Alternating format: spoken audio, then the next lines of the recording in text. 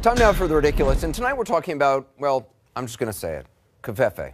In case you're unfamiliar with the word, late last night the president tweeted, despite the constant negative press, covfefe. Now, nearly 24 hours later, I don't believe we as a nation have reached consensus on the exact pronunciation of covfefe, and I know it's kind of rich to rant against made-up words during a segment called The Ridiculous, which is a made-up word, of course. But the difference is, we didn't come up with that name by possibly just passing out on a phone. I went to an Ivy League school. I'm very highly educated. I know words. I have the best words. That is more true now than we even knew at the time. The covfefe tweet, that mercurial late-night presidential sentence fragment with one of the best words, stayed up with no explanation for hours and hours and hours, and then, as dawn broke, the president suddenly deleted it and wrote, quote, "Who can figure out the true meaning of covfefe? Enjoy." In the world of Twitter, that move is generally known as the, "oh yeah, I totally meant to do that" trick. Always super effective. The problem is, by the time he tried to pretend it was just a fun guessing game for America, the internet was already having its way with covfefe. Turns out there are two types of people who tweet after midnight, presidents and comedians. What were people tweeting?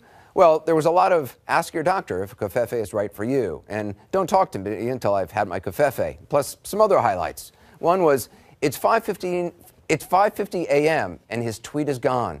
The sun rises and we all walk home in our party clothes. Was it all just a dream? The wind whispered, covfefe. Back on this camera. On a dark desert highway, cool wind in my hair, warm smell of covfefe rising up through the air. Another, when you saw only one set of footprints, it was then that I covfefe. I like that one. I don't know what it means. If you think you're above covfefe, you're part of the propfefe. Propfefe. I messed that one up.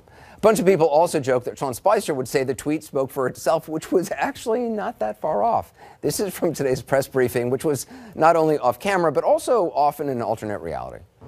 Do you think people should be concerned that the president posted somewhat of an incoherent tweet last night and that it then stayed up for hours?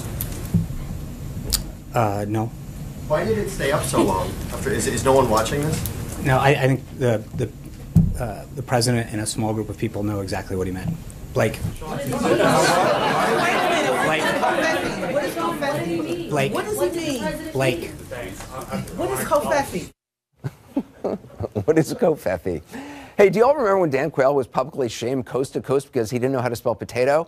How far we've come, America. I'm sorry, I think the president and a small group of people know exactly what he meant.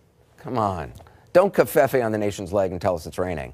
Now, we don't know what really happened. Maybe the president does use a secret word with a small group of people inside the White House when he doesn't want Reince Priebus to know that they're all talking about him.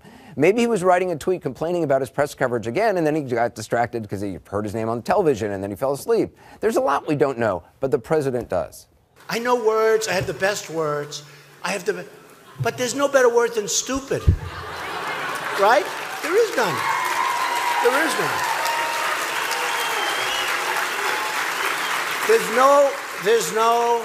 There's no word like that.